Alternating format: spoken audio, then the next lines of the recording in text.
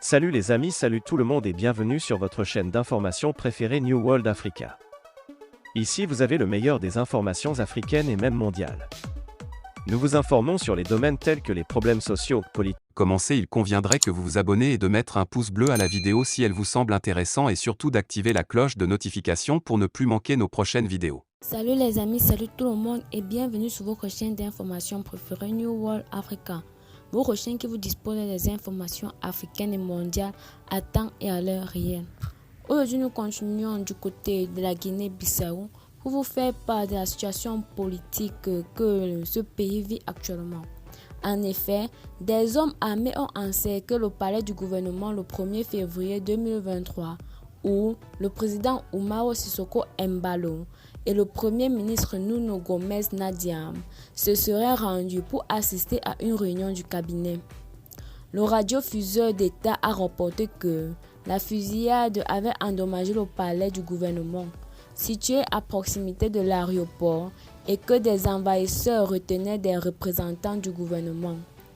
Le journaliste d'Al Jazeera Nicolas Yak a déclaré qu'il n'était pas clair si les coups de feu provenaient des gardes présidentiels essayant de protéger le président ou s'il y avait eu une attaque contre le palais du gouvernement. Le président a déclaré à l'agence de presse AFP lors d'un appel téléphonique, je cite, « Tout va bien » et a ajouté que la situation était sous contrôle. Le cabinet a annoncé qu'Embalo parlerait à toute la nation depuis le palais du gouvernement dans la soirée du 1er février et a invité les journalistes à assister à ce discours. Plus tôt, le ministre portugais des Affaires étrangères a déclaré qu'Embalo se trouvait à sa résidence officielle, mais il n'était pas clair si l'attaque contre le gouvernement était terminée. Les dernières informations dont je dispose sont positives étant donné que le président est déjà dans son palais, dans sa résidence officielle, mais nous ne savons toujours pas si l'attaque est terminée, a déclaré Augusto Santos Silva dans une interview accordée à la chaîne de télévision portugaise RTP.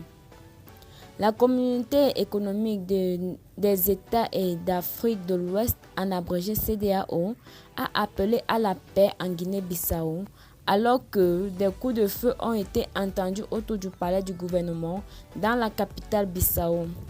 La CEDEAO condamne la tentative de coup d'État et tient l'armée pour responsable de l'intégrité physique du président Umaro Sissoco Embalo et des membres de son gouvernement, a déclaré la CEDEAO dans un communiqué.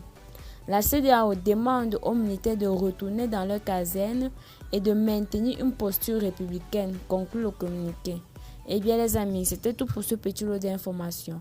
Merci de vous abonner à la chaîne si ce n'est pas encore fait, de partager la vidéo évidemment si vous l'avez trouvée intéressante. Et à très bientôt pour de nouvelles notes d'informations. Bye bye.